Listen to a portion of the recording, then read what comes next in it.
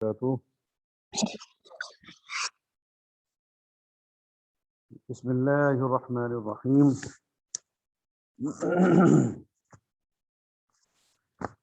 عن شداد بن أوس رضي الله عنه عن النبي صلى الله عليه وسلم قال: سيد الاستغفار أن تقول اللهم أنت ربي لا إله إلا أنت خلقتني وأنا عبدك وأنا على عهدك ووعدك ما استطعت أعوذ بك من شر ما صنعت أبوء لك بنعمتك علي وأبوء لك بذنبي فاغفر لي فإنه لا يغفر الذنوب إلا أنت. قال: ومن قالها من النهار موقنا بها فمات من يومه قبل أن يمسي فهو من أهل الجنة، ومن قالها من الليل وهو موقن بها فمات قبل أن يصبح فهو من أهل الجنة.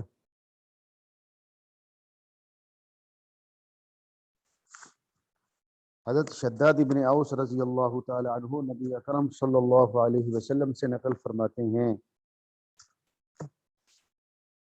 کہ آپ صلی اللہ علیہ وسلم نے ارشاد فرمایا: سید الاستغفار یہ ہے کہ آپ یوں کہیں اللہم انت ربی لا الہ الا انت، اے اللہ آپ ہی میرے رب ہیں، آپ کے سوا کوئی معبود حقیقی نہیں، خلقتنی وانا عبدک، آپ نے مجھے پیدا کیا ہے اور میں آپ کا بندہ ہوں، فانا علی عہدک ووعدک ما استطعت، اور میں آپ کے عہد اور وعدے کا پابند ہوں جتنی میں طاقت رکھتا ہوں، اعوذ بک من شر ما صنعت، میں پناہ مانگتا ہوں آپ کی اس چیز کے شر سے جو میں نے کیا، ابوء لک بنعمتک علی، میں آپ کے لیے آپ کی نعمتیں جو مجھ پر ہیں میں ان کا اقرار کرتا ہوں، وَأَبُوءُ لَكَ بِذَنبِي فَاغْفِرْ لِي، اور میں آپ کے سامنے اپنے گناہ کا اقرار کرتا ہوں، آپ مجھے معاف کر دیجئے، فَإِنَّهُ لَا يَغْفِرُ الذُّنُوبَ إِلَّا أَنْتَ، یقیناً آپ کے سوا کوئی گناہوں کو معاف نہیں کر سکتا۔ صحابی فرماتے ہیں اور اللہ کے نبی نے فرمایا: وَمَنْ قَالَهَا مِنَ النَّارِ مُوقِنًا بِهَا، جس شخص نے ان کلمات کو دن میں کہا اس حال میں کہ وہ ان پر یقین رکھنے والا تھا، وَمَاتَ مِنْ يَوْمِهِ قَبْلَ أَنْ يُمْسِيَ، اس دن وہ شخص شام ہونے سے پہلے مر گیا، فَهُوَ مِنْ أَهْلِ الْجَنَّةِ، تو وہ جنت والوں میں سے ہے، وَمَنْ قَالَهَا مِنَ اللَّيْلِ وَهُوَ مُوقِنٌ بِهَا، اور جس شخص نے یہ کلمات رات کو کہے اس حال میں وہ ان پر یقین کرنے والا تھا، فَمَاتَ قَبْلَ أَنْ يُصْبِحَ، تو وہ صبح ہونے سے پہلے مر گیا، فَهُوَ مِنْ أَهْلِ الْجَنَّةِ، تو وہ بھی جنت والوں میں سے ہے۔ تو ہمیں بھی اس کا سجد الاستغفار کا ہمیں صبح شام اس کا اہتمام کرنا چاہیے اور یقین کے ساتھ ان کلمات کو پڑھنا چاہیے، جیسے اس حدیث میں شرط یہ لگائی ہے موقنا بہا، ان کلمات کو پڑھے دن میں یا رات میں، شرط یہ ہے کہ اس کو ان کلمات کا یقین ہو کہ واقعی اللہ میرا رب ہے، اللہ کے سوا کوئی معبود حقیقی نہیں ہے، اپنے گناہوں کا اقرار بھی ہو اور اللہ کی نعمتوں کا اقرار ہو، یقین کے ساتھ ان کلمات کو پڑھے گا تو نبی اکرم صلی اللہ علیہ وسلم جنت کا وعدہ فرما رہے ہیں، جنت کی بشارت دے رہے ہیں۔ عن انس بن مالک رضی اللہ عنہ عن النبی صلی اللہ علیہ وسلم انه كان اذا تكلم بكلمة اعادها ثلاثا حتى تفهم عنه، واذا اتى على قوم فسلم عليهم سلم عليهم ثلاثا۔ حضرت انس ابن مالک رضی اللہ تعالی عنہ نبی اکرم صلی اللہ علیہ وسلم سے نقل کرتے ہیں کہ آپ کی عادت مبارکہ یہ تھی کہ جب کوئی کلمہ بولتے، جب کچھ کلمہ ارشاد فرماتے، آپ جو اگر کوئی بات ارشاد فرماتے تو آپ اس کو 3 بار لٹاتے، اعادها ثلاثا، 3 بار آپ اس بات کو لٹاتے، یہاں تک کہ وہ آپ سے لوگوں کو سمجھ آ جاتی، یعنی کہ جو غبی سے غبی کن ذہن ہے وہ بھی آپ کی بات کو سمجھ لیتا، حتی تفہم عنہ، یہاں تک کہ وہ بات وہ کلمہ وہ آپ سے سمجھ لیا جاتا۔ وَإِذَا أَتَى عَلَىٰ قَوْمٍ فَسَلَّمَ عَلَيْهِمْ، اور جب آپ کسی قوم کے پاس کچھ لوگوں کے پاس تشریف لاتے تو آپ ان کو سلام کرتے، سلم علیہم ثلاثاً، آپ 3 مرتبہ ان کو سلام کرتے۔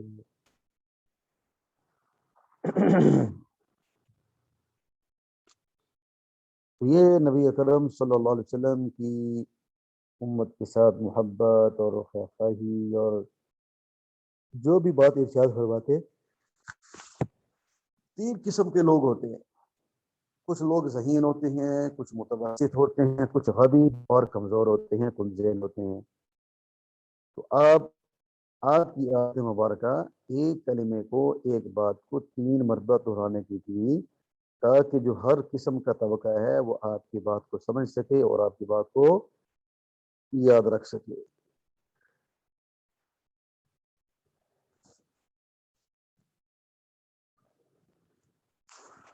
یہ سراجی کے سبق پڑھ لیں۔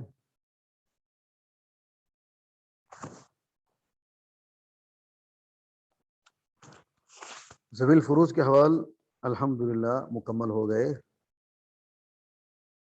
تو آپ حضرات ان کو یاد کریں اچھی طریقے سے، انشاءاللہ آپ کا ہم جائزہ بھی لیں گے، اور آگے انشاءاللہ 25 اگست سے انشاءاللہ آپ کا سماعی امتحان بھی انشاءاللہ آپ کا منعقد ہونے والا ہے، تو ابھی سے اس کے لیے تیاری شروع فرما دیں۔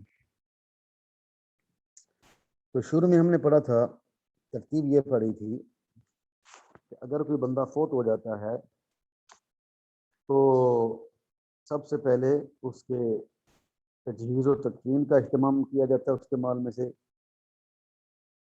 اگر جو ہے کوئی ترتیب نہ بن رہی ہو، اگر کوئی دوسرا آدمی اس کے خرچے کا انتظام کر لے، بندوبست کر لے اور جو ہے نا خرچہ اٹھا لے تو ٹھیک ہے، ورنہ مرنے والے کے مال سے اس کی تجہیز و تکفین کا انتظام کیا جائے، اور اس میں جو ہے وہ نہ تو جو ہے بہت زیادہ اسراف، نہ تو اس میں ضرورت سے زیادہ پیسے خرچ کیے جائے، نہ بہت زیادہ کمی کی جائے، بلکہ متوسط طریقے سے اس کی تجہیز و تکفین کا انتظام مرنے والے کے مال میں سے کیا جائے گا۔ اس کے بعد جو دوسرا کام ہے وہ ہے اس کے قرضے اتارنا۔ جو اس کے ذمہ قرض ہیں سب سے پہلے اس کے قرضے اتارے جائیں گے۔ قرض اتارنے کے بعد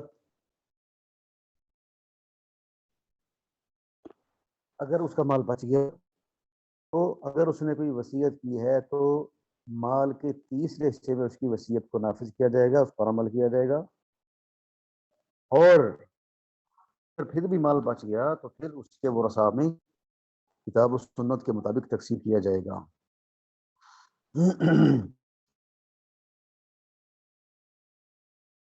آپ کو یہ بات اور ذوی ارحام، ذوی الفروز کے حوالہ آپ نے 4 مرد اور 8 عورتیں۔ اس کے بعد جو دوسری قسم کے ورثاء ہیں ان کو کہتے ہیں عصبات۔ اب بھائی عصبہ کیا چیز ہے؟ تو سب سے پہلے یہ بات سمجھیں کہ عصبہ کے بارے میں یہ ہے کہ عصبہ وہ وارث کہلاتا ہے کہ جو ذوی الفروز کو دینے کے بعد جو مال بچے وہ سارے کے سارا لے لیتا ہے، یا بسا اوقات وہ منفرد ہونے کی صورت میں سارے مال کا مستحق بن جاتا ہے۔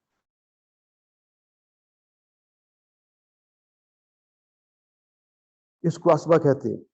تو عصبہ کی 2 قسمیں ہیں، ایک عصبہ نسبیہ اور ایک عصبہ سببیہ۔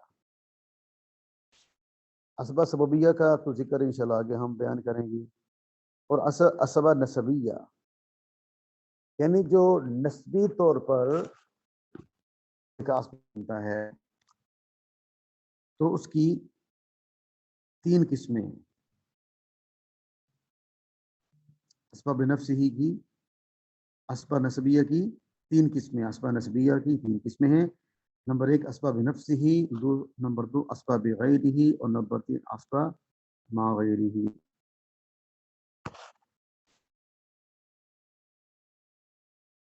اسباب نسبیہ کے متعلق 4 باتیں انشاءاللہ یہاں پر بیان کی جائیں گی۔ سب سے پہلی اسباب نسبیہ کی تعریف اور اسباب نسبیہ کی اقسام، اور بہت سارے اسباب پھر ان میں وجہ کیا ہوگی اور حکم، ان 4 چیزوں کو انشاءاللہ ہم بیان کرتے ہیں، تعریف، ترجیح اور حکم۔ سب سے پہلے اسباب نسبیہ کی جو ہے وہ تعریف، اسباب نفس ہی ان مذکر ورثہ کو کہا جاتا ہے جو میت کی طرف بلا واسطہ یا بواسطہ مذکر منسوب ہوں۔ اسباب نفس ہی ان مذکر ورثہ کو کہا جاتا ہے جو میت کی طرف بلا واسطہ یا بواسطہ مذکر منسوب ہوں۔ بلا واسطہ جیسے ابن بیٹا، اور بواسطہ مذکر جیسے ابن الابن اور ابو الاب، یعنی پوتا اور دادا۔ اب یہ دیکھیں کہ بیٹے کا بیٹا پوتے کے اندر مذکر کا واسطہ موجود ہے، ابو الاب دادے کے اندر بھی باپ یعنی مذکر کا واسطہ موجود ہے، تو لہذا تعریف یہ ہوئی اسباب نفس ہی۔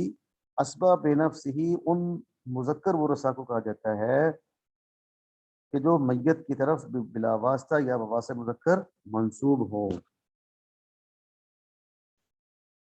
بلا واسطہ جیسے ابن اور اب، اور بالواسطہ جیسے ابن الابن اور ابو الاب۔ اس کی آگے 4 قسمیں ہیں، اسباب نفس ہی کی آگے 4 قسمیں ہیں، فرع المیت، اصل المیت، فرع ابی المیت اور فرع جد المیت۔ 4 قسمیں یاد رکھنے، فرع المیت، اصل المیت، فرع ابی المیت اور فرع جد المیت۔ فرع المیت یعنی میت کی فرع، جیسے ابن اور ابن الابن، بیٹا یا پوتا۔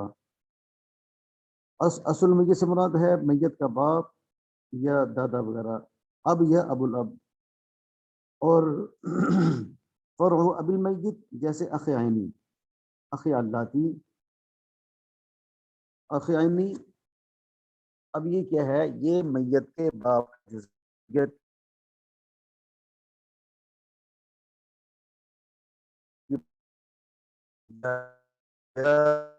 باپ شریک بھائی کا جو بیٹا ہے، اس کو میت۔ اور چوتھا ہے فرع جد المیت، کے میت کے دادے کی فرع، جیسے بھائی ام عینی کے حقیقی چچا، اور ام علی کے باپ شریک چچا، ابن ام عینی کے یعنی حقیقی چچا کی اولاد، اس حقیقی چچا کا بیٹا، یا باپ شریک چچے کا بیٹا۔ یہ ہے فرع جد المیت، میت کے دادا کی فرع۔ اب ظاہر بات ہے کہ جو دادا ہے، جو چچا وغیرہ ہے، یہ کس کی فرع ہے؟ دادے کی، اور دادا ان کی اصل کہلاتا ہے۔